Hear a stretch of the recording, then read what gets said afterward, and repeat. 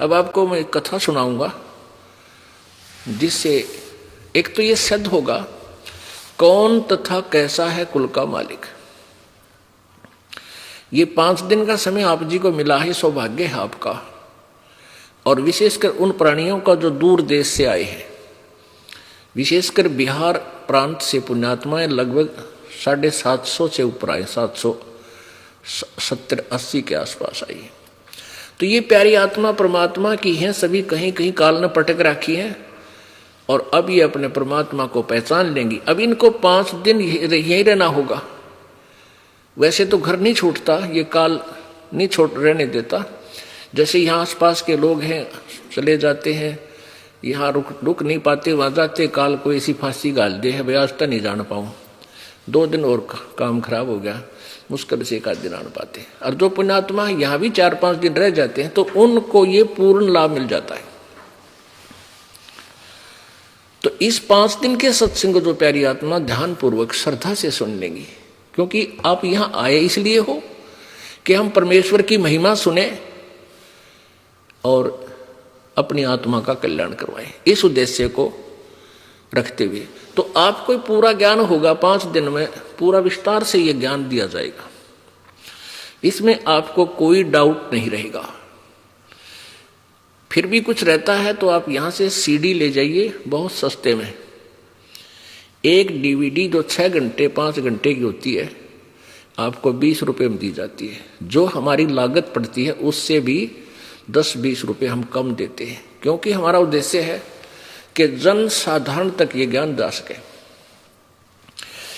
आप कबीर सागर को नहीं समझ सकते, आप पवित्र कबीर सागर को, पवित्र कबीर वाणी को, पवित्र कबीर बीजक को नहीं समझ सकते आप जब तक इस दास के मुखारविंद से और प्रत्यक्ष उनको देख नहीं लोगे अपनी आंखों से। क्योंकि ये कबीर सागर कबीर जी का जो अमृत ज्ञान बहुत पुराना है, आज तक कोई भी कबीरपंथी इससे परिचित नहीं। इसी प्रकार पवित्र 4 वेद 5500 वर्ष पहले, पवित्र श्रीमद् भगवद गीता जी, पवित्र पुराण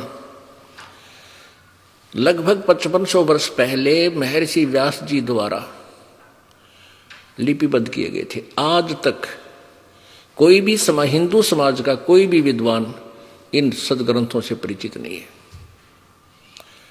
पुण्यात्मा, ये बात जो पहली बार कोई सुनता है एकदम धक्का सा लगता है कि ये संत मेंटल तो नहीं है। इस दास के बारे में कहेंगे कि ये रामपाल मेंटल तो नहीं है, अपनी महिमा आप ही गा रहा है और सबको कह रहा है, किसी को ज्ञान नहीं है। ऐसा लगना स्वाभाविक है और यही इस दास के विरोध का कारण है। यही कारण परमेश्वर कबीर जी के साथ हुआ था। परमात्मा सत्य कहते थे और वो अनाड़ी अज्ञानी ऋषि महर्षि गुरु महंत वो कहते थे कबीर झूठ बोलता है, कबीर जी झूठ बोल रहे हैं। ऐसा सदग्रंथों में नहीं लिखा है। तो आज ये दास उस समस्या का समाधान साथ साथ कर रहा है कि आज तक किसी को भी अपने सदग्रंथों का ज्ञान नहीं। पवित्र, अब जैसे इसका थोड़ा सा एग्जाम्पल आपको देना पड़ेगा, उदाहरण, तब ये मार्ग आगे चलेगा। नहीं तो कोई व्यक्ति प्रथम बार सुन रहा होगा इस दास के सत्संग को तो उसको तो ऐसे हो जाएगा जैसे बालक को कुनीन खिला दिया करें, कुनीन टैबलेट कड़वी। लेकिन वो कड़वी टैबलेट खानी पड़ेगी इस रोग कटवाने के लिए, नहीं तो भयंकर मामला बन जाएगा। तो ये कुनीन है, लेकिन इसके साथ अगर हम आपको सदग्रंथ दिखाएंगे तो ये कुनीन खांड में दे के खिला दिया आपको, बूरा में, इतना आपके हलक अंदर चली जाएगी।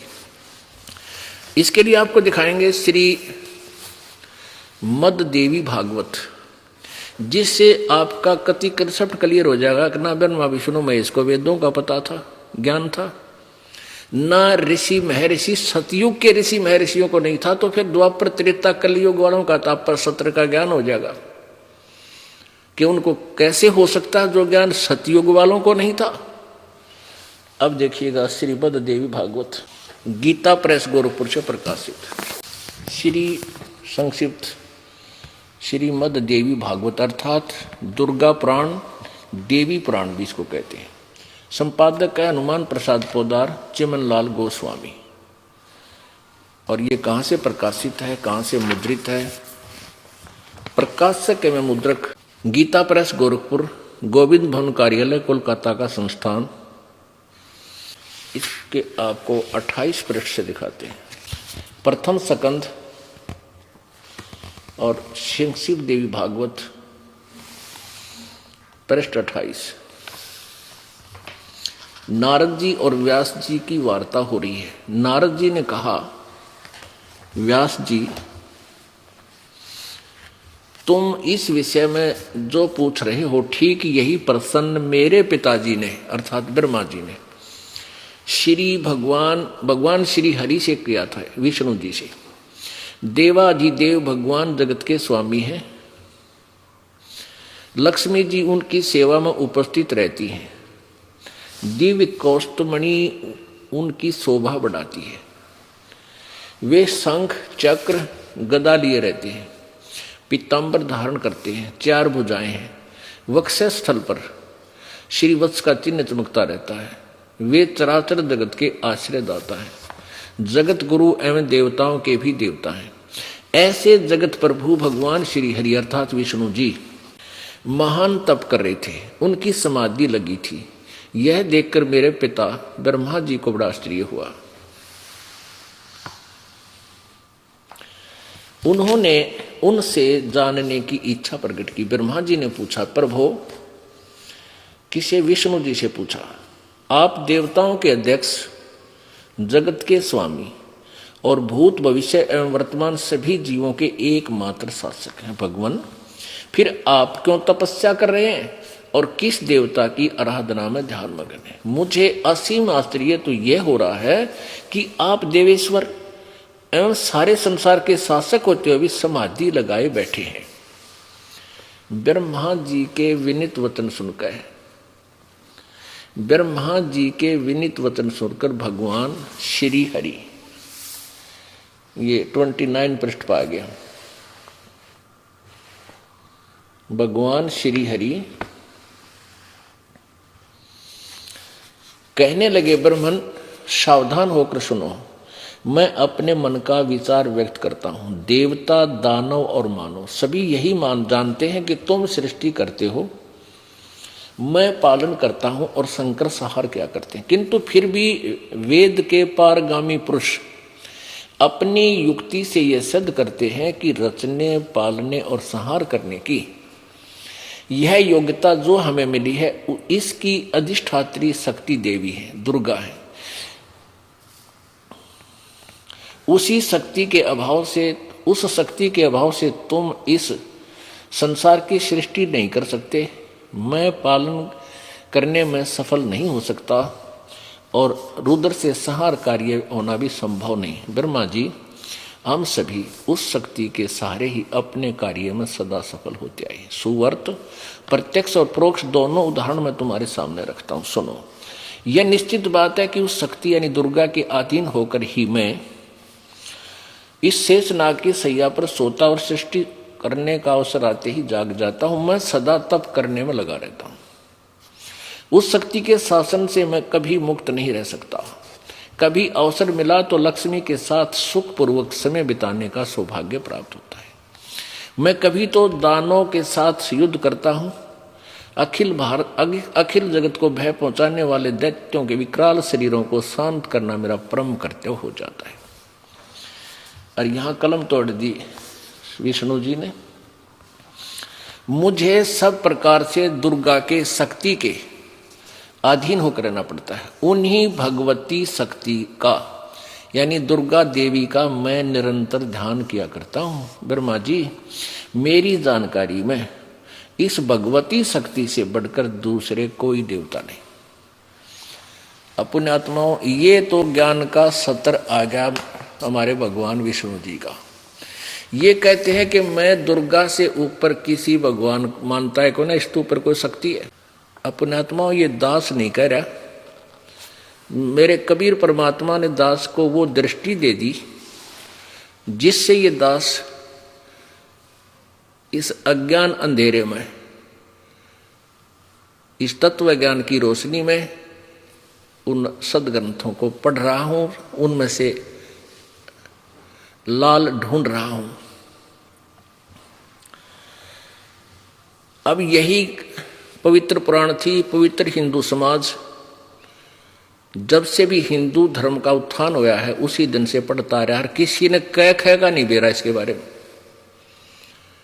ये महर्षि हो लिए कलयुग के, द्वापर के भी किसी को पता नहीं। और सतयुग के ब्राह्मणों ने ज्ञान था, वेद क्या बताते। अब दुर्गा क्या कहती है, विष्णु जी ने तो फाइनल कर दिया कि मैं दुर्गा से ऊपर कोई शक्ति नहीं मानता, कोई भगवान देवता नहीं मानता, है ही नहीं।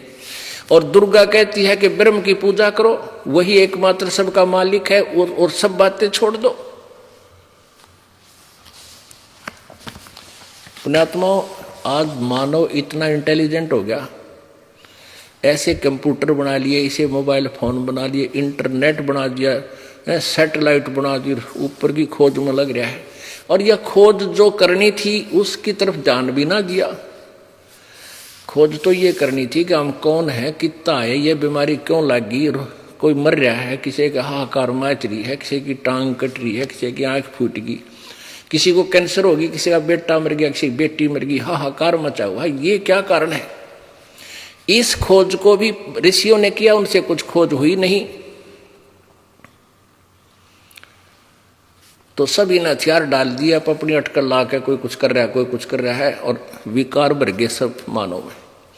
परमेश्वर कबीर जी ने आकर ये विज्ञान, आध्यात्मिक विज्ञान अर्थात तत्व ज्ञान, विज्ञान माने विशेष ज्ञान, उसको तत्व ज्ञान कहते हैं। 600 वर्ष पहले आकर के लिपिबद्ध कराया था। इसको हम नहीं समझ सके क्योंकि हमारी बुद्धि अड़ी रही कि वेदों और गीता और पुराणों में जो ज्ञान है वो सही है, और परमात्मा वही ज्ञान 600 वर्ष पहले अपनी सिंपल लैंग्वेज में, कबीर वाणी में, साधारण भाषा में बोला करते थे, कहा करते थे, जो लिपिबद्ध किया गया। तो आज हमें विश्वास होगा कि हमारे वो भगवान जो 600 वर्ष पहले आए थे वो हमारे भगवान थे, वो वास्तव में परमेश्वर थे और हैं और रहेंगे, क्योंकि दूसरा भगवान नहीं। तो अब उन्होंने जो ज्ञान दिया था वो सत्य था, सत्य है और रहेगा। अब दुर्गा अटकल लगाती है, कहती है कि तुम केवल ब्रह्म की पूजा करो और सब बातें छोड़ दो। और ब्रह्म कहता है पवित्र श्रीमद् भगवत गीता जी में कि उस पूर्ण परमेश्वर की पूजा करो, वही पूजा के योग्य है, उससे ही पूर्ण मोक्ष होगा।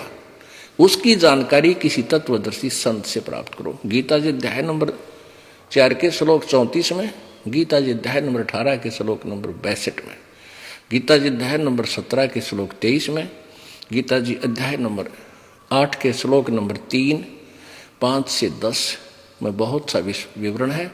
तो ऐसे हमने समझना है। अब हमारा प्रकरण है पुराण देवी पुराण के अंदर हम दिखाना चाहते हैं कि ये कितने विद्वान थे। ना ब्रह्मा जी को ज्ञान था, ना विष्णु जी को, और ना दुर्गा को पूर्ण ज्ञान था। वो क्या कह रही है, इसी गीता प्रेस गोरखपुर से प्रकाशित देवी पुराण के 762 पृष्ठ पे और 63 पर आप देखिए। ये है 7वां स्कंद संक्षिप्त देवी भागवत, 562 पृष्ठ।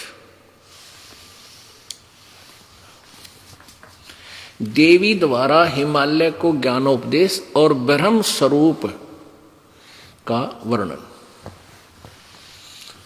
देवी जी कहने लगी, पर्वतराज, इस प्रकार योग युक्त होकर मुझ ब्रह्म स्वरूपा देवी का ध्यान करे। यह ध्यान आसन पर भली भांति बैठकर अहतों की भक्ति के साथ करना चाहिए। ये ऊपर जो अपने विषय में बताया कि यह तो मेरी भक्ति है भाई, अब कहती है कि उस ब्रह्म का स्वरूप क्या है, उस ब्रह्म का क्या स्वरूप है, यह बतलाया जाता है। जो प्रकाश स्वरूप सबके अत्यंत समीप में स्थित, हृदय रूप गुहा में स्थित होने के कारण गुहाचर नाम से प्रसिद्ध और महान पद अर्थात परम प्राप्य है। वह समस्त प्रजा के ज्ञान से परे है, अर्थात किसी की बुद्धि में आने वाला नहीं है, यह तुम जानो। जो परम प्रकाश रूप है, जो सूक्ष्म से भी अत्यंत सूक्ष्म है, जिसमें संपूर्ण लोक और उन लोकों में निवास करने वाले प्राणी सचित हैं, वही यह अक्षर ब्रह्म है, वही सबके प्राण है, वही सबकी वाणी है और वही सबके मन है। वह परम सत्य और अमृत अविनाशी 562 पर 63 पर अमृत अविनाशी तत्व है। सौम्य, उस वेदने योग्य लक्ष्य का तुम वेदन करो, अर्थात जिसको प्राप्त करना है ब्रह्म को, उसकी तरफ तू ध्यान दे, मन लगाकर उसमें तन्मय हो जाओ। सौम्य, उपनिषद में कथित महान अस्त्र रूप धनुष लेकर उस पर उपासना द्वारा तीक्ष्ण किया हुआ बाण संधान करो और फिर भावनागुत चित्त के द्वारा उस बाण को खींचकर अक्षर रूप ब्रह्म को लक्ष्य बनाकर वेधन करो। अर्थात परवण धनुष है, ओम मंत्र तो धनुष समझो, जीवात्मा बाण है और ब्रह्म को उसका लक्ष्य कहा जाता है। ये ब्रह्म, उस एकमात्र परमात्मा को ही जानो, दूसरी बातें सब छोड़ दे। अब विचार करो पुण्यात्मा कि विष्णु जी तो कह रहे हैं मैं दुर्गा से ऊपर किसी शक्ति को नहीं मानता, कोई देवता को नहीं, मैं तो उसी का ध्यान करता रहता हूं और कठिन तपस्या करता हूं। अब दुर्गा कह रही है कि तुम केवल ब्रह्म की साधना करो, उसका ओम मंत्र है और सब बातें छोड़ दो, यानी किसी की पूजा मत करो, अनन्य मन से। अब देखिएगा, उस एकमात्र परमात्मा को ही जाने, दूसरी सब बातें छोड़ दे। यही अमृत रूप परमात्मा के पास पहुंचने का पुल है। संसार समुद्र से पार होकर अमृत स्वरूप परमात्मा को प्राप्त करने का यह सुलभ साधन है। जिस प्रकार यहां जो इस आत्मा का ओम के जप के साथ ध्यान करो, ओम का नाम जाप करो और ध्यान करो। इससे अज्ञान में अंधकार से सर्वथा परे और संसार समुद्र से पार जो ब्रह्म है उसको पा जाओगे, तुम्हारा कल्याण हो। यानी ओम का जाप करो, ब्रह्म की प्राप्ति हो जाएगी, नथिंग एल्स, और कुछ नहीं करो। और वो कहाँ रहता है? वह सबका आत्मा ब्रह्म, ब्रह्मलोक रूप दिव्य आकाश में स्थित है।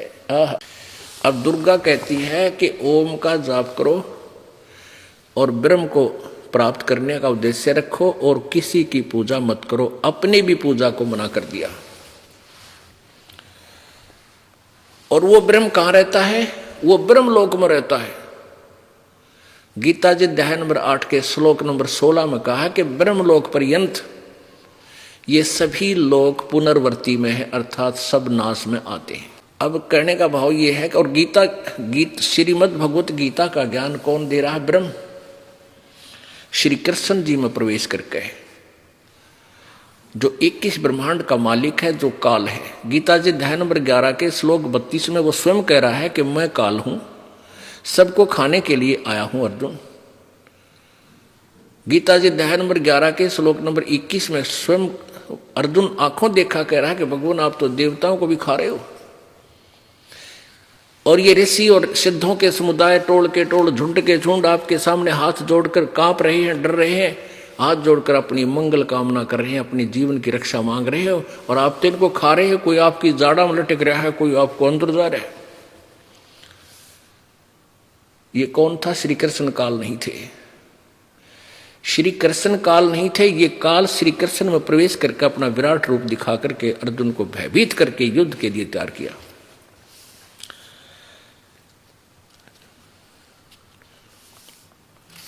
तो गीता जी अध्याय नंबर 8 का श्लोक 16 आपको दिखाते हैं, क्योंकि गीता जी का जो ज्ञान है ये ब्रह्म के द्वारा दिया गया है, और ब्रह्म को ये ज्ञान परमात्मा ने, पूर्ण ब्रह्म ने इसके अंतःकरण में फीड किया था। 5 वेद, ये 4 वेद, ऋग्वेद, यजुर्वेद, सामवेद और अथर्ववेद, और 5वां ये सूक्ष्म वेद। इस काल ने धोखा किया, सूक्ष्म वेद जो परमात्मा ने आके बताना पड़ा, ये इसने गुप्त कर दिया, क्योंकि इसमें इसकी क्लियर पोल खुला थी, इसको इसने नष्ट कर दिया। और ये 4 वेद दे दिए जिसमें महिमा तो पूर्ण परमात्मा की है, लेकिन ब्रह्म साधना केवल ब्रह्म तक का ही ज्ञान है। यजुर्वेद अध्याय नंबर 40 के श्लोक नंबर 15 में यही कहा गया है कि उस मेरा ओम मंत्र है और इसका ओम नाम जाप करो। पहले यजुर्वेद देखिएगा, ये महर्षि दानंद सरस्वती द्वारा अनुवादित है और ये आरएस प्रकाशक है, सार्वदेशिक कार्य प्रतिनिधि सभा में 2/5 महर्षि दानंद भवन, रामलीला मैदान, नई दिल्ली। संपूर्ण 40 अध्याय आर्य भाषा भाष्य महर्षि दानंद सरस्वती कृत। मुद्रक हैं Prince offset printers, 1510 Pataudi house, Daryaganj, नई दिल्ली। इसमें इसके 40वें अध्याय जो अंतिम अध्याय है, 40वें अध्याय का 15वां श्लोक आपको दिखाते हैं। ये देखिएगा, यजुर्वेद भाषा भाष्य अध्याय नंबर ये है 44वां अध्याय, 40वां अध्याय। और यहां देखिएगा 15वां मंत्र, वायु अनिलम अमृतम अथ इदम भस्मांतम शरीरम, ओम करतो समर, किलबे समर और करतुम समर। आहा, ओम करते समर, करतो, इसको करते भी लिखते हैं, करते। ओम करतो समर, किलबे समर और करतुम समर।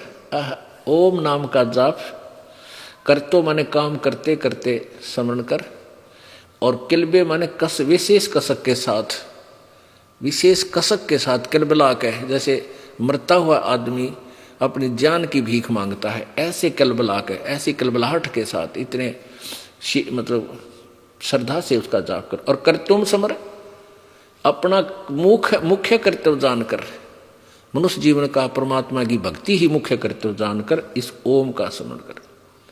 यहां तो लिखा है कि वायु अनिलम अमृतम अथ इदम भस्मांतम शरीरम, यानी जैसे गीता जी अध्याय नंबर 8 के श्लोक नंबर 13 में लिखा है कि जो अंतिम श्वास तक जो ओम नाम का जाप करता है, पवित्र चारों वेदों का सारांश श्रीमद् भगवत गीता जी है। क्योंकि आप एक बालक नहीं रहे, अब शिक्षित हो, आपको थोड़ी सी दिशा की आवश्यकता है, बहुत आसानी से समझ जाओगे। जब तक हम अपने सदग्रंथों से परिचित नहीं होंगे तो कोई भी काल का दूत आपको डिगम कर देगा, और यही अभी तक कारण बना रहा, हम भगवान के मार्ग से दूसरे मार्ग पर चल पड़ते हैं, तुरंत चल पड़ते हैं।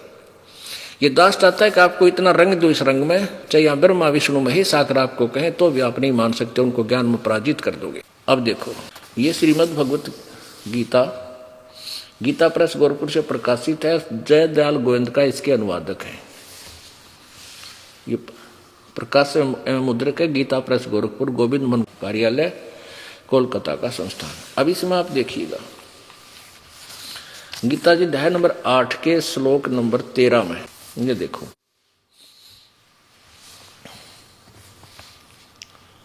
और ये श्लोक नंबर 13 यहीं पर है। ये 12 और 13 इकट्ठा अनुवाद है। हम अब शिक्षित हैं, हम संस्कृत भी पढ़ सकते हैं क्योंकि ये देवनागरी लिपि है। ओम इति, ये 13वां मंत्र है। ओम इति एकाक्षरम ब्रह्म, एकाक्षरम ब्रह्म व्यवहारन माम अनुस्मरण, ये प्रयाति तजंदेहम स याति परमाम गति। अब यहां लिखा है कि माम ब्रह्म, मुझ ब्रह्म का, ओम इति, ओम यह एक अक्षर है, उच्चारण करके सुमरण करने का, और यह प्रयाति तजंदेहम, जो मरते दम तक, शरीर छोड़ते समय तक इसका सिमरण करता है, स याति परमाम गति, वो परम गति को प्राप्त होता है, उसको लाभ मेरे वाला पूरा मिलता है। यहां दे लिखा है माम ब्रह्म, ओम अक्षर है। ये कृष्ण जी का मंत्र नहीं है ओम, ये ब्रह्म का मंत्र है। ये माम ब्रह्म स्पष्ट किया है। इन्होंने अनुवाद किया है ओम, इस ओम का अर्थ किया है ओम माने ओम, बिल्कुल ठीक है। ओम यह एक अक्षर रूप ब्रह्म को उच्चारण करता हुआ उससे अर्थ स्वरूप मुझ निर्गुण ब्रह्म का चिंतन करता हुआ शरीर को त्याग कर जाता है, वह पुरुष परम गति को प्राप्त होता है। अपने आत्मा दो परमात्माओं का विवरण चलता है पूरे सदग्रंथों में, एक ब्रह्म एक पूर्ण ब्रह्म, बीच में एक परब्रह्म है, उसकी जानकारी एक टर्न वाइज देनी पड़ती है। लेकिन भक्ति का विषय ब्रह्म के जाल में हम फंसे हैं और परम अक्षर ब्रह्म के पास हमने जाना है। तो यहां दो परमात्माओं का प्रसंग है। एक तो वो खुद कहता है मेरा तो है ये मंत्र, और फिर 17वें अध्याय के 23वें श्लोक में कहा है कि उस परमात्मा का जो अन्य भगवान पूर्ण परमात्मा है, ये देखिएगा उसका और मंत्र है, अध्याय 17 और श्लोक नंबर 23। इसको भी हम पढ़ेंगे, संस्कृत पढ़ सकते हैं। ओम तत्सत इति निर्देश ब्रह्मण तिर्विध समर्थ ब्राह्मणा तेन वेदा च यगा च विहिता पुरा। ओम ओम तत् तत् सत सत इति माने ऐसे यह तीन प्रकार का, ब्रह्मण माने सच्चिदानंद घन ब्रह्म, यानी ब्रह्म से कोई अन्य, गीता ज्ञान दाता से कोई और परमेश्वर है, पूर्ण ब्रह्म का नाम कहा है। ये ठीक हो गया, दो भगवानों के बारे में प्रकरण है। अब यहां क्योंकि विषय दूसरा है इसलिए इसको डिटेल में नहीं जाना चाहते हम। अब ये सिद्ध करना चाहेगा ये दास कि वेद और गीता, पवित्र चारों वेद, पवित्र श्रीमद् भगवत गीता, ये एक ही ज्ञान रखते हैं। ये चारों वेदों का सारांश पवित्र श्रीमद् भगवत गीता है। अब इसमें देखिएगा भी आपने ये यजुर्वेद, पवित्र यजुर्वेद, अब आपने ये पढ़ा था 44वां 44वां अध्याय यानी 40वां अध्याय, और ये 15वां श्लोक में गीत वेद ज्ञान दाता का कहता है कि ओम कर्तो समर किलबे समर और कर्तुम समर। ओम कर्तो समर किलबे समर और कर्तुम समर। इससे है कि इदम माने यह है शरीरम नष्ट होने वाले सुखादि, भस्मांतम अंत में भस्म होने वाला। इसका सीधा सा अर्थ है वायु अनिलम अमृतम इदम अथम इदम अथ इदम भस्मांतम शरीरम। वायु अनिलम का अर्थ है जो जीव आत्मा है वो अंतिम श्वास तक इसका सिमरण करे और ऐसे कसक के साथ करे तो अंत समय में उसमें जो शरीर जो उसका नष्ट होने होगा उस समय उसको वो अमृतव प्राप्त होगा जो ओम के जाप से मिल सकता है।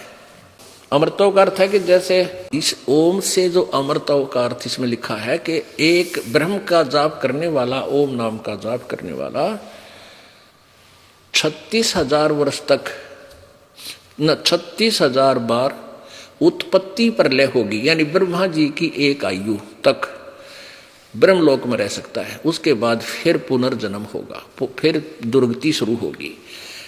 अब इसलिए गीता ज्ञान दाता ब्रह्म चौथे गीता जी अध्याय नंबर 4 के श्लोक 5 और 9 में कहता है कि अर्जुन तेरे और मेरे बहुत जन्म हो चुके, तू नहीं जानता। मेरे जन्म कर्म अलौकिक हैं, दिव्य हैं। ये कैसे दिव्य हैं ये फिर किसी प्रसंग बस आपको फिर बताएंगे। तो इससे सिद्ध हो गया कि ओम नाम के जाप करने वाला भी अमर नहीं, वैसे अमर तो लिखा है लेकिन अमर नहीं, पूर्ण अमर नहीं, कुछ राहत मिलती है। गीता जी अध्याय नंबर 8 के श्लोक नंबर 16 में, गीता जी अध्याय नंबर 8 के श्लोक नंबर 16 में जो प्रसंग था वो बीच में रह गया। 16 में दिखाते हैं कि ब्रह्मलोक पर्यंत, यानी ब्रह्मलोक में रहता देवी कहती है दुर्गा पुराण में, तो वो ब्रह्मलोक पर्यंत भी पुनर्वर्ती में है। और गीता जी अध्याय नंबर 4 के श्लोक 5 में गीता ज्ञानदाता ब्रह्म कहता तेरे और मेरे बहुत जन्म हो लिए, तू नहीं जानता मैं जानता हूं। आप देखिए इसके अध्याय नंबर 8 के और श्लोक नंबर 16 में, 13 आपने पढ़ लिया, 16 में इसमें लिखा है हे अर्जुन, ब्रह्मलोक पर्यंत, ब्रह्मलोक तक सब लोग पुनर्वर्ती में है। यानी पुनर्वर्ती माने दोबारा जन्म और मृत्यु, नष्ट और फिर उत्पत्ति में ही है, यानी पूर्ण मोक्ष नहीं। अब यजुर्वेद, अभी आप यजुर्वेद देख रहे हैं, ये हमारी पवित्र गीता जी से मेल खाता है इसका ज्ञान। ये तो ब्रह्म का ओम नाम है, आपने पढ़ा 40वें अध्याय में, 44वें अध्याय का 15वां श्लोक जो आपने पढ़ा, इसमें स्पष्ट हुआ कि ओम कर्तो समर, लेकिन अनुवाद करता विचलित है।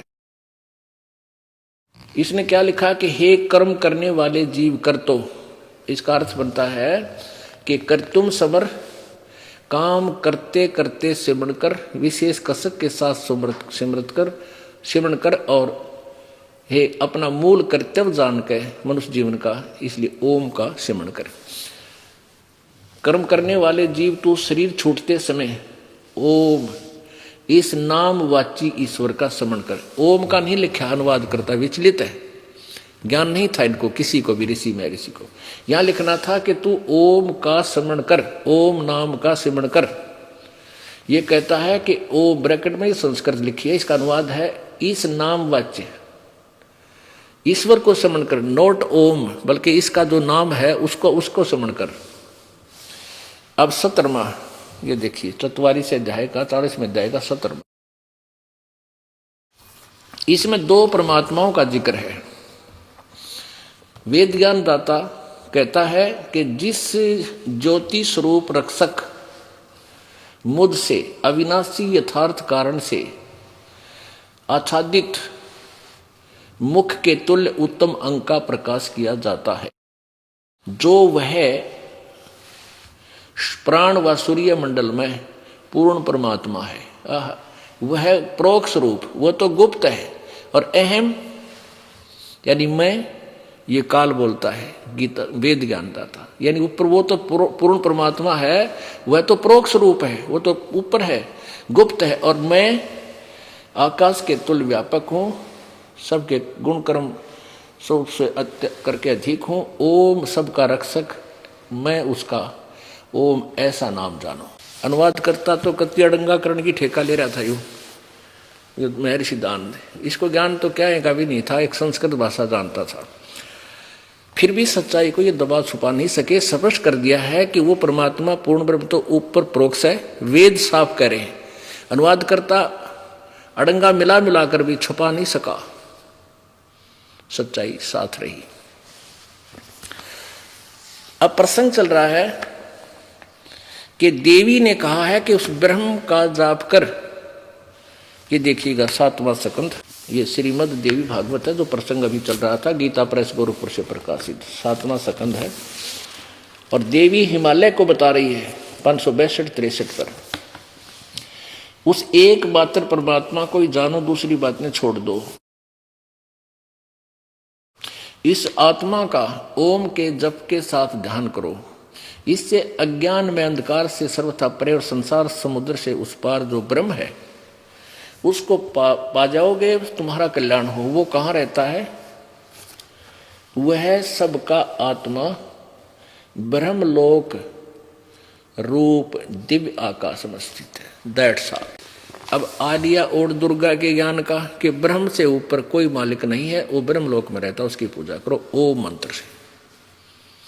और ब्रह्म कह रहा है कि उस परमात्मा का सच्चिदानंद घन ब्रह्म का ओम तत्सत, ये 3 मंत्र का जाप है। और उसको कोई सत्तत्वदर्शी संत बताओगा, उससे पूछो। गीता जी अध्याय नंबर 4 के श्लोक नंबर 34 में। पुणात्माओं ये ध्यान कर, ये विशेष आपने, क्योंकि बालक नहीं हो, बुद्धिमान समाज हो गया है। अब यहां कहा, यदि ये मंत्र फाइनल होता, कई नाम जाप करते हैं ओम तत्सत ओम तत्सत, इसके साथ हरि ओम तत्सत भी लगा लेते हैं, तो ये मंत्र नहीं है। यदि ये मंत्र होता तो 34वें अध्याय के 4थे अध्याय के 34वें श्लोक में गीता ज्ञानदाता ये नहीं कहता कि उसके बारे में किसी और तत्वदर्शी संत से पूछो। नहीं, आप पे बता देता हूं, ये जाप है भाई, इसका ये जाप कर लो। तो तत् ओम तो फाइनल है, ये ब्रह्म का जाप है, और तत् ये परब्रह्म का जाप है जो गुप्त है। ये दास बताओगा, परमेश्वर ने बताया, कबीर जी ने। और सत ये सार नाम है। ये तीनों मिलकर के फिर एक मंत्र बन जाएगा। 3 मंत्र का जाप, ये मोक्ष देगा आपको पूर्ण, तब हम सतलोक जाएंगे। अब ये तो हमारे देवताओं के ज्ञान की पोल खुल गई कि कितना तो ब्रह्मा जी ने ज्ञान था, कितना विष्णु जी को था, कितनी हमारी दुर्गा माता को था। अब सतयुग के ब्राह्मण यानी ऋषि, ब्राह्मण को चाहे ऋषि को, वो कितने विद्वान थे वो भी देख लो। एक झांकी, एक झलक इसी देवी भागवत की। ये वही देवी पुराण है, गीता प्रेस गोरख में प्रकाशित है। स्कंद 6, छठा स्कंद, पृष्ठ नंबर 414 पे। जन्मे जय ने पूछा, महाभाग किस युग में कैसा धर्म का स्वरूप है, इस संपूर्ण विषय को विशेष रूप से बताने की कृपा कीजिए। व्यास जी बोले, जो राइटर है वेदों, गीता और पुराणों का, वो कहने लगे, क्या ज्ञान देते हैं राजन। यह निश्चय है कि सतयुग में ब्राह्मण वेद के पूर्ण विद्वान थे और उनके द्वारा निरंतर भगवती जगदम्बा की आराधना होती थी। भगवती का दर्शन करने के लिए उनका मन सदा ललायित रहता था। अब ये सतयुग के ब्राह्मणा का उड़ा गया ज्ञान का। इनके विषय में लिखा है कि वो वेदों के पूर्ण विद्वान थे और दुर्गा की पूजा करते थे। अब परमात्मा कबीर जी यही कहा करते थे, निरंजन धन तेरा दरबार, निरंजन धन तेरा दरबार, जहां पर तनिक न न्याय विचार। भाई वैश्या उड है मुल मुल खासा, गल मोतियों के आरे। वैश्या उड है मुल मुल खासा, गल मोतियों के आरे। पति भरता को मिले न खादी वो सूखा, निरस आहार निरंजन धन तेरा दरबार, निरंजन धन तेरा दरबार। भाई पाखंडी की पूजा जग में, संत को कहें लबाड़े। पाखंडी की पूजा जग में, संत को कहें लबाड़े। अज्ञानी को परम विवेकी, ज्ञानी को मूड गंवार। निरंजन धन तेरा दरबार, निरंजन धन तेरा दरबार, जहां पर तनिक न न्याय विचार। कह कबीर सुनो भाई साधो, यहाँ सब उल्टा व्यवहार। कह कबीर सुनो भाई साधो, यहाँ सब उल्टा व्यवहार। सच्चों को तो ये झूठा बतावे, इन झूठों का एतबार। निरंजन धन तेरा दरबार, निरंजन धन तेरा दरबार, जहां पर तनिक न न्याय विचार। निरंजन धन तेरा दरबार, जहां पर तनिक। भाई कह कबीर सुनो भाई साधो, यहाँ सब उल्टा व्यवहार।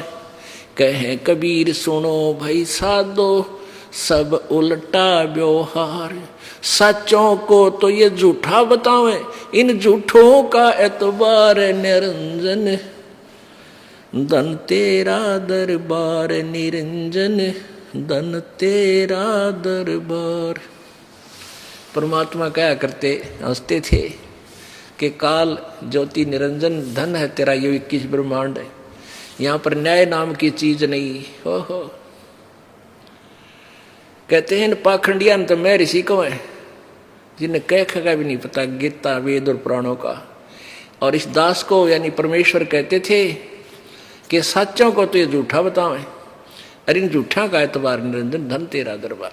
अपना आत्मा प्रसंग चल रहा था कि परमेश्वर स्वयं आकर ही यथार्थ ज्ञान प्रचार करते हैं। और ये ज्ञान किसी के पास नहीं होता, ना ब्रह्मा जी के पास, ना विष्णु के पास, ना शिव के पास, ना ऋषि महर्षियों के पास। ये सब अज्ञान से परिपूर्ण थे।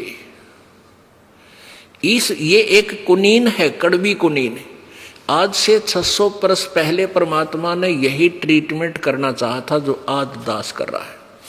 कबीर परमेश्वर जी ने यही कुनीन खिलाने की, ये मलेरिया उतारने की, जन्म मृत्यु का रोग काटने के लिए ये कड़वी दवाई, ये यथा सत्य ज्ञान रूपी कड़वी दवाई आप में प्रवेश करनी चाहिए थी। लेकिन इन नकली ऋषियों ने, गुरुओं ने, महंतों ने, मंडलेश्वरों ने और ब्राह्मणों ने, जो सतयुग के ब्राह्मण को कोई ज्ञान नहीं था, कलयुग वाले ब्राह्मण तक ये होगा, इनका तो कहना है छोड़ दो।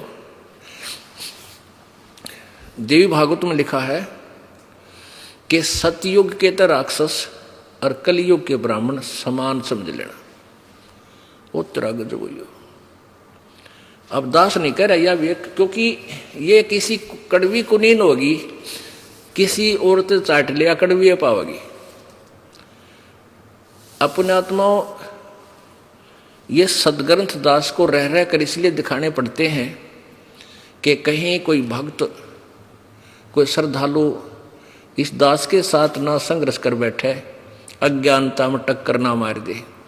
एक समय अंधेरे में, रात्रि के समय, एक अंधा वृद्ध व्यक्ति हाथ में लालटेन जगाकर जगमगाती लालटेन लिए जा रहा था। आगे से बच्चे आ रहे थे उछल कूद करते हुए। अंधे ने आवाज लगाई, बेटा देखना, ध्यान से आना, मैं अंधा हूं, मुझे दिखाई नहीं देता। बच्चा ध्यान से चलना बेटा। अब वो बालक आवाज सुनी, बच्चे वहां खड़े हो गए, कहने लगे बाबा क्या सचमुच आप अंधे हो? कहा बेटा मैं अंधा हूं, मुझे कुछ दिखाई नहीं देता। फिर लालटेन किस लिए लिए हो? कि तुम आंखें वाणों के लिए, कहीं मेरे टक्कर मार दो, बुढ़े की हड्ड तोड़ दो। तुम्हारे लिए ले रहा हूं कि तुम मुझे देखकर साइड पकड़ जाओ, एक तरफ का निकल जाओ मेरा बीरा। तो ये दास, ये सदग्रंथ रूपी लालटेन साथ रखता है कि कहीं ये बालक रूपी समाज मुझ दास को टक्कर ना मारे, इस सदग्रंथों की रोशनी से साइड पकड़ जाते हैं। और यही कारण है कि आज पवित्र हिंदू समाज इस दास का अनुयायी होता जा रहा है, क्योंकि आज कोई बालक नहीं है। 600 वर्ष पहले परमात्मा यही ज्ञान देते थे जो दास आज दे रहा है। लेकिन उस समय ये भगत समाज शिक्षित नहीं था, और वो जितने इनके अनुयायी थे वो भी अंधे थे। जिनके मार्गदर्शक थे हमारे, वो भी ज्ञानहीन और हम भी ज्ञानहीन, दोनों अंधे की अंधा पकड़े जा रहा था। अब परमात्मा ने हमारी आंखें बना दी, आंखों का ऑपरेशन कर दिया, मोतियाबिंद समाप्त कर दिया ज्ञान रूपी, अब हमें स्पष्ट दिखाई देता है। तो इसलिए ये रह रह कर आपको सदग्रंथ दिखाए जाते हैं। अब आपको दास ये दिखाना चाहता है, ये समझाना चाहता है क्या कि वो परमात्मा कौन तथा कैसा है, कुल का मालिक, और किसने देखा, वो कहाँ रहता है, उसका वास्तविक परिचय क्या है।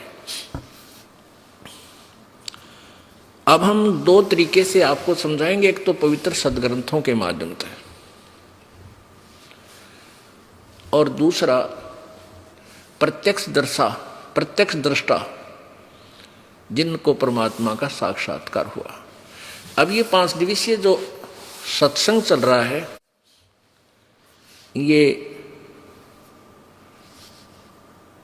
इसका उद्देश्य ये है कि हम आपको परमात्मा की महिमा से परिचित कराएं, और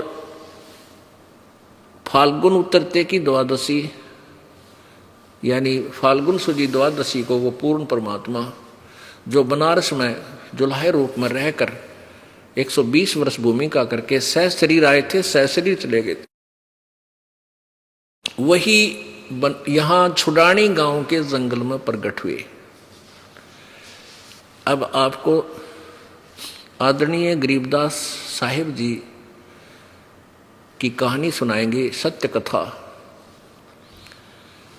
आदरणीय गरीबदास साहिब जी का मूल गांव करौथा गांव है, जिसमें इस दास का आश्रम बना हुआ आप जी का सभी का, जो अब सरकार ने अपनी कस्टडी में ले रखा है। उन दुष्ट आत्माओं की बातों में आके हरियाणा सरकार भ्रमित हो गई कि जो ये लोग दुष्ट आत्मा संत के बारे में आरोप लगा रहे हैं, झूठ बोल रहे थे वो सारी, तो उन्होंने सोचा ये सत्य होगा, इसलिए उन्होंने अचानक आक्रमण किया सरकार के सहयोग से और हमें चारों तरफ से घेर लिया। उनका उद्देश्य क्या था कि ये रामपाल का प्रचार बंद करवा जा, कहीं तुम्हारी पोल ना खुल जा। लेकिन वो इसमें सफल अब नहीं हो सकते, ये इनकी महाभूल थी, क्योंकि जिसके साथ परमात्मा है उसका कोई कुछ नहीं बिगाड़ सकता। वो तो ऐसे है जैसे अंधा गधा रेल के मार्ग में खड़ा हो पटरी पे, और पटरी पर जब रेल आ रही होती है, दूर से गड़गड़ की आवाज आती है, तो वो सोचता है कि कौन मुझे डिस्टर्ब करने आ रहा है, इसको पटक दूं ठाक है। तो वो क्या करता है कि जिधर से उसको शोर सुनता है रेल के आने का, उधर ही दोनों पैर कर लेता है, तैयार कर लेता है, पिना के अकाते लात मारूंगा दोनों। और वो ऐसा ही करता है, आप नहीं एक तरफ मरता उस तरफ दूर हो लो, क्यों अंधा उन्हें दिखता है कोई ना। रेल के मार्ग में और गाड़ी से ही अपने आप को डिस्टर्ब मान रहा है और उसके साथ ही संघर्ष करने की चेष्टा कर रहा है अंधा गधा। जब गाड़ी निकट आई तो उसने दोनों लात मारी गाड़ी के, रेलगाड़ी ने उसको पटक दिया ठा के टुकड़े टुकड़े करके। तो जो भी परमेश्वर के मार्ग में जिसने भी बकवाद की है, इतिहास देख लो आज तक, रावण ने की थी, हिरण्यकशिपु ने की थी, कंस ने की थी, सबका बक्कल उतरा, सब राजा ही थे। और अभी दिखा देंगे आपको कुछ दिनों में उन दुष्टों का क्या होगा जो परमात्मा का विरोध कर रहे हैं। लंबे लंबे कीड़े पड़ेंगे उनके, क्योंकि दास को बद्दुआ नहीं दे रहा, लेकिन आत्मा रो रही है कि ऐसे दुष्कर्म करने वालों का क्या हर्ष होता है। ये विधान है प्रभु का, सर्वविदित है, और पहले हो चुका है वो भी विदित है। तो उस क्रोथा आश्रम गांव में दास अपना एक आश्रम है जो अभी तक सरकार की कस्टडी में है। तो वहाँ उस गांव में हमें ये भी एक विशेष खुशी थी कि यहाँ हमारे भगवान के प्रतिनिधि यहाँ आते जाते थे। क्रोथा गांव का एक विशेष ये भी महत्व था। तो वो गरीबदास जी के नानके अर्थात मामा छुडानी गांव जिला झज्जर वहाँ थे। गरीबदास साहिब जी के कोई मामा नहीं था, यानी उनकी माता जी के कोई भाई नहीं था, और जमीन किसान परिवार था, धनखड़ गोत्र है गरीबदास साहिब का। और वहाँ किसान जाट परिवार में यानी उनका जन्म था। और वहाँ छुडानी में उनके मामा जी नहीं था, उनकी माता का कोई भाई नहीं था। और उनके नाना जी की संपत्ति बहुत थी, 2500 बीघा जमीन, अर्थात 13.5 पौने 1400 किले एकड़, इतनी संपत्ति थी। तो यह जानकर के उनके नाना जी ने अपने दामाद गरीबदास जी के पूज्य पिताजी श्री बलराम जी धनखड़ को अपना घर जमाई रख लिया था। वो छुडानी रहने लग गए थे और उस संपत्ति का वारिस बना दिया था। वहाँ 12 वर्ष रहते हुए हो गए थे, तब गरीबदास जी का जन्म हुआ था। सन 1774 विक्रमी संवत ना, सन 1717 विक्रमी संवत 1774 वैशाख पूर्णमासी को गरीबदास जी का आविर्भाव हुआ, अर्थात जन्म हुआ। गरीबदास जी जब 10 वर्ष के हुए, उस समय वो अपने नाना जी की यानी अपनी ही समझो 100-150 गऊ रखते थे उसमें, गायें, क्योंकि सब खेत ऐसे ही वर्षा पर आधारित थे। वर्षा हो जाती उसमें घास हो जाता था। कुछ अक्षेत्र में रहट के द्वारा सिंचाई करके अपनी कनक उत्पन्न करते थे, बाकी चरागाह बनाते थे और कई सैकड़ों की संख्या में गौवें रखते थे। वो उनका धन था। तो गरीबदास साहिब जी तथा अन्य दूसरे किराए के जो नौकर होते थे, पाली गवाले, उनके साथ और स्वयं भी खेतों में गाय चराने के लिए ग्वाले रूप में जाया करते थे। विक्रमी संवत 1784 सन 1727 को फाल्गुन उतरते की द्वादशी के दिन जो ये समागम जिस उपलक्ष्य में चल रहा है, इस पुण्य दिवस को मनाते हैं हम, इसकी याद दिलाते हैं कि भगवान आते रहते हैं और हरियाणा में भी वो परमात्मा आए थे। दिन का 10 बजे लगभग सभी ग्वाले गायें चर रही थी और बड़े बूढ़े और बालक 8, 7, 10 जितने वो ग्वाले थे सभी इकट्ठे बैठकर खाना खा रहे थे। गवें कुछ चर रही थी, कुछ बैठी थी, कुछ चारा चर रही थी आसपास घूम के, कुछ बैठी थी। उसी समय परमेश्वर एक जिंदा महात्मा रूप बनाकर कबीर जी वो पूर्ण ब्रह्म सतलोक से चलकर आए।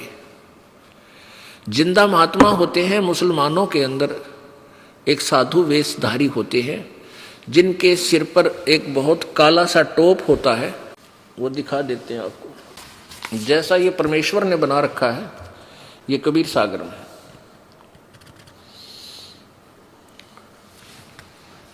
ऐसा लंबा सा टोप और ऐसी वेशभूषा, और ये एक ही पूरा ओवरकोट होता है नीचे घुटनों से नीचे तक। ये ऐसी वेशभूषा बनाकर परमेश्वर पूर्ण ब्रह्म, परमेश्वर परम अक्षर ब्रह्म, वो कबीर देव कबीर साहब छुडानी गांव के उस खेत में, उस जंगल में प्रगट हुए। आके वहां प्रगट हो गए जो कबलाना गांव की सीमा के पास है, जो कबलाना गांव की सीमा के पास था, है अभी वर्तमान में है। परमेश्वर जो ही उनके पास आए साधु रूप में, सभी उसमें श्रद्धालु बहुत होते थे, संतों का आदर करते थे, सभी ने प्रणाम किया, राम राम कहा। परमेश्वर ने भी प्रत्युत्तर दिया। उस समय वो खाना खा चुके थे, फिर भी उन्होंने कहा कि महाराज खाना खाओ। परमेश्वर कबीर जी ने कहा, पूर्ण ब्रह्म ने कहा कि मैं वही खाना खाकर आया हूं अपने गांव से। बच्चों ने पूछा, पालियों ने पूछा, आपका गांव कौन सा है? कि सतलोक, सतलोक गांव से आया हूं। तो उन्होंने सोचा आसपास कहीं गांव, कितनी दूर है आपका गांव? परमेश्वर ने कहा 16 शंख कोस की दूरी पर। अब उन्होंने सुना 16 कोस, 16 कोस मीन 50 किलोमीटर, लगभग 45 किलोमीटर। तो कहने लगे बाबा जी भूख लग आई होगी आपको, खाना खा लो। महाराज बोले भाई नहीं, खाना नहीं खाऊंगा।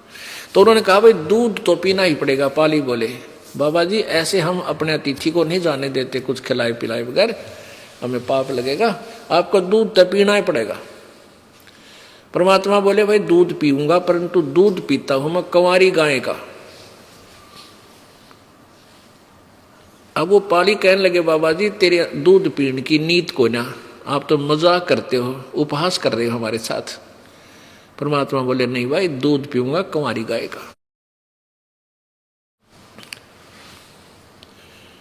इसी वार्तालाप में कभी गरीबदास 10 वर्षीय बालक खड़े हुए, एक गाय को ले आए जो कभी नए दूध नहीं हुई थी, कभी किसी पशु जो ना सांड ने धनाई नहीं थी, अर्थात अछूती थी, कवारी का अर्थ ही होता है।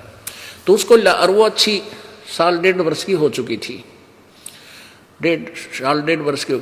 तो उसको लाकर खड़ा कर दिया कि महाराज जी देखियो इसका बच्चा तो है नहीं, दूध कैसे देगी ये? परमात्मा बोला भाई इसके नीचे एक पात्र रखो। जो वो ग्वाले एक मिट्टी का पात्र साथ लिए हुए थे, खाली करवा दिया।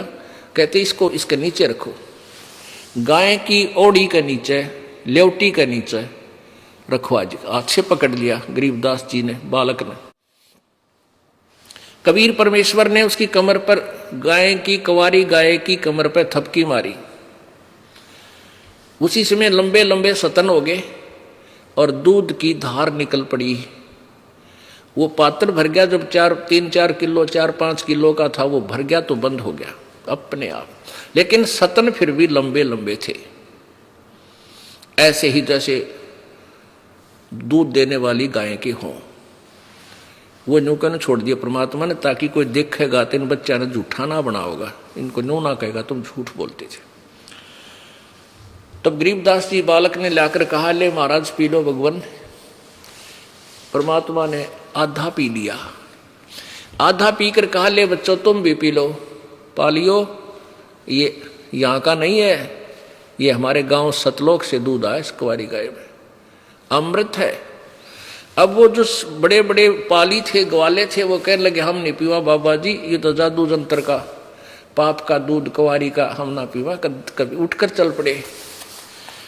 अब गरीबदास जी कहने लगे, महाराज ला आपका दूध कब मिले हमारे को, आपका झूठा। उन दूसरों के मन में यह आके ना जाने किस जाति का होगा, इसका झूठा दूध हम ना पी, पहले छुआछात बहुत थी। और गरीबदास बालक ने कहा, ला महाराज आपका दूध और झूठा आपका अमृत प्रसाद कब मिला हमें। उन्होंने वो पी लिया। अब वो पी लिया तो परमात्मा ने कहा, बेटा भगवान भक्ति किया करो। गरीबदास जी कहने लगे, जी हम करते हैं भक्ति, हमारे गांव में ऐसे ऐसे हम वहाँ जाते हैं, दूसरे गांव में शिव जी की पूजा करते हैं, ऐसे करते हैं, श्री कृष्ण की पूजा करते हैं।